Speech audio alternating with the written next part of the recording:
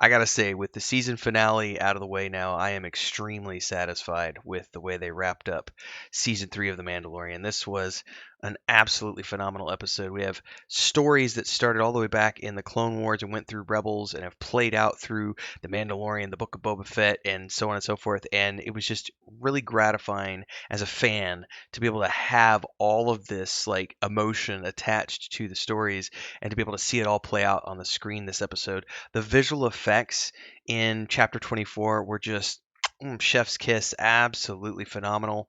I am going to be talking the whole episode in this video. So, as I do with all my previous episodes, this is your spoiler alert because I'm not going to be holding back. We're talking the whole episode. So, if you haven't yet watched the season finale of season 3 of The Mandalorian, go away now. Come back later because in the meantime, we're going to be diving in. I'm going to do a countdown from 5.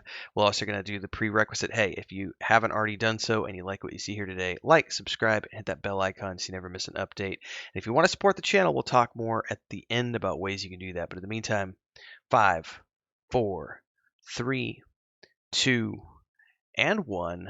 Let's get into my show notes because, man, there's a lot of stuff going on here. First and foremost, I'm very satisfied that there were some people who were doing this fan theory that they thought the armorer was a traitor. I'm really glad that that didn't pan out because she was here fighting alongside everyone, like no traitoring happening. So throw that fan theory out the door.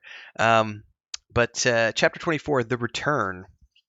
This is all about the retaking of Mandalore, and oh my god, does it pay off in spades! Oh, so we start off with Bo-Katan and her crew of the Mandalorians running through the caves. She's on the radio with Axe. He's on his way up through the cloud cover. And communication gets broken up, but basically she's like, use the capital ship as a decoy, send everyone down. He's got Gideon sending ships up to destroy the ship. Then we're back down and we see Din being drugged through a hallway by a couple of these troopers, but he fights, breaks free. There's this epic flamethrower fight sequence as they're like tumbling around in the hallway, but then he gets, a cord around his neck and you think he's going to get choked out. And then here's Grogu with his droid body, just, no, no, no, no, no, no, no, saving the day and then spraying him down with fluid to get the flames out, and Din's like, I need you to be brave, little buddy. If we don't take out Gideon, this is never going to end. So it's on the hunt. Meanwhile, he contacts Bo-Katan. She's on her way out with the Mandos from Mandalore because they know a safe place where they can hide and recoup. Meanwhile, we see the TIE fighters being launched up into space. Gideon's on a screen watching a map of the compound, and he sees Din and Grogu on the map, and he's like, I'll take care of him myself, and puts his armor on. So there's going to be a fight scene coming. Meanwhile, Mando's on the radio, Din's on the radio talking to R5. He's like, I need your help, buddy. So R5 has a very R2D2 adventure in this episode where he jetpacks down into the base and helps Din with shields and doors and stuff as they're going through. It's really gratifying to see this play out. Meanwhile, we have Axe breaking through the storm. Like, the visuals in this episode, I feel like these are it's the best VFX that we've seen the whole season so far. And this season has been jam packed with like dog fights and space scenes, and this is no exception. We've got tons of great visual effects here. So we've got Axe breaking through the cloud cover with his jetpack. On the radio telling everybody, hey, let's gotta leave the ship behind, launch everyone to the planet as reinforcements. I'm gonna take care of the cruiser. Everyone go, go, go, go, go. And so everyone bails out and they're in their ships and they're going down to the planet. But meanwhile, Axe is like single-handedly, taking the cruiser down and like fighting off TIE fighters and bombers, and they're destroying the ship, and it's all going up in flames, and he's taking out bombers, and it's just he's armored up. So cool. So cool. We've got R5 on shield duty and door duty, and we come to that red chamber, the chamber of red shields leading up to the clone room that Gideon has. And this is really cool because R5's bringing the doors down, and Din's kicking ass and taking on a few guards at a time. And when they finally get through, I got a really good chuckle because those little rat droids, the mouse droids, like they come around the corner like a squad of them, and they've got little sirens going on, and they like circle around R5 trying to arrest him, and he's like, "Peace out, bitches," with his little jetpacks, and I just got a really good chuckle at that scene. That's for the kids out there. We do finally get a look at who's in the clone tanks, and it turns out that's all clones of Gideon, which they blow up on their way out, Grogu and Din. Meanwhile, the Mandalorians take Bo-Katan and everybody to these caves where they have gardens, showing that the planet can indeed support indigenous life that was from before. And Bo-Katan's kind of in amazement because she had never seen plant life growing naturally, even from before. She'd only seen them in like garden domes. And as they're here, we get the call from the armorer that she's here with the reinforcements, and let's take back our planet. And then pshing, here comes the dark saber and its jetpacks, and so cool visually. I just loved it. Gideon is pissed, by the way. Turns out that these were his special clones that were going to be perfect, the best parts of him, but improved with the Force, the one thing that he never had. But no, Din had to ruin it all and smother the clones. Um, so there's this fight sequence here.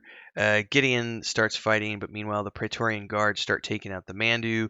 Then Grogu steps in with the droid armor, and I thought that something really bad was going to go down in this episode, because Grogu steps forward to start fighting the Praetorians, and he's like, no, no, no, no, trying to save Din, and the music starts getting really dark, and then they start pushing back Grogu, and they get Grogu separated from Din and Gideon on the other side of a door. The door closes, so he's on his own with Din, Gideon, and the music went to a dark place, and I thought for sure that it was going to happen. Something was going to happen. Thankfully, it didn't, but I thought for sure. I started getting all emotional. I was like, no, they are not going to pull a George R. R. Martin here. They better not. Meanwhile, the Mandalorian versus Trooper fight in the sky is freaking epic. And it's just this really great sequence until finally Bo-Katan drops in with Din, and she's like, "I've got this. Go save your kid." And I'm already, I'm already teared up. But this is just an even more epic way to continue the episode. We then see Din and Grogu fighting the Praetorians. It's a really great fight sequence, but kind of nothing. I think nothing beats the best shot of this episode, which is the cruiser coming down out of cloud cover completely in flames, the fiery ruins of this Mandalorian ship, axe at the helm, breaking Atmo and screeching down towards the surface. And he's like, I'm coming in, get everyone out, I'm going to take out the base. And this is as Bo-Katan and Moff Gideon are having this epic fight between them two. But then Gideon eventually gets her and grabs her hand, which has got the darksaber hilt, and just crushes it with his power armor, and just crushes the hilt and her hand. And I'm like, oh shit, the darksaber's down. Is she gonna die? But then no, here comes Din Djarin from behind. Pew, pew, pew, pew, pew. And Axe is on his way down, bails at the last minute. The ship comes down, crushes in, and there's this moment where you think they're all gonna die as the flames are engulfing Moff Gideon and come rushing towards Bo-Katan and Din Djarin, and then we get this sequence of Grogu holding up his hands and using the Force to create this force bubble around them and shield them from the flames. And the music is so epic, and it's just like, God, this is so freaking awesome. And so they survive. They all managed to survive, and it was just the kid in me was just like, oh my God, this is so cool. And then from here, it's just winding down, sort of like the epilogue to everything. We have the next sequence here of the armorer taking the kid who is getting initiated at the very beginning of the season. They're at the well now, down at the fountain, and she's initiating him in the waters, the living waters. And here comes Grogu, and Din wants him to be his apprentice and not a foundling anymore. But the armorer is like, well, he's too young to speak. Therefore, he's too young to take the creed. But Din is like, well, if his parent were to give permission, and she's like, well, his parents are far from here, and who knows if they're even alive anymore. And Din says, well, then I'm going to adopt him as my son. And she says, this is the way. And she pauses. It was really great the way she said, this is the way. Let it be written in song, Din Grogu is now a Mandalorian apprentice. And I was just like, oh, this is cool. And she's like, well, now you have to leave Mandalore and take your apprentice on his journeys, just as yours did with you. And as they're talking, Grogu looks down into the living waters, and his vision goes down and you see, this uh, sight of going through the water, and we eventually see the great mythosaur looking up towards the camera and opening its eyes, so it's down there. And then the next scene is Bo-Katan in the armor lighting the great forge once again in front of the whole people, and all the Mandalorians cheering because they've taken Mandalore back. The planet is theirs. What a satisfying conclusion to the Mandalorian arc that started all the way back in the Clone Wars, everybody. Like, just for those of us who have been following Star Wars the whole way through, all the journeys, this is a culmination of a major storyline here, and just so satisfying. Um, Especially because I thought that they were gonna take out Bo-Katan. I thought for sure they were gonna end her in this episode, and they didn't. And I was like, oh, either her or Grogu. I was like, somebody's gonna die, and no one died. So I was really satisfied that no one ate it. Um, Meanwhile, we've got Din meeting up with our favorite ranger Carson on his planet, saying, "I got a business proposition for you. I'm a bounty hunter. By trade, you need help hunting down Imperial remnants, and I need work. So let's work out an arrangement." So it's gonna be off the books stuff. So, but he needs an advance, and he wants to take. There's an assassin droid up on the wall. Assassin droid heads for parts, and that's going to be for the rest of the IG-11 body. And then we're back on Navarro. He gets a planet.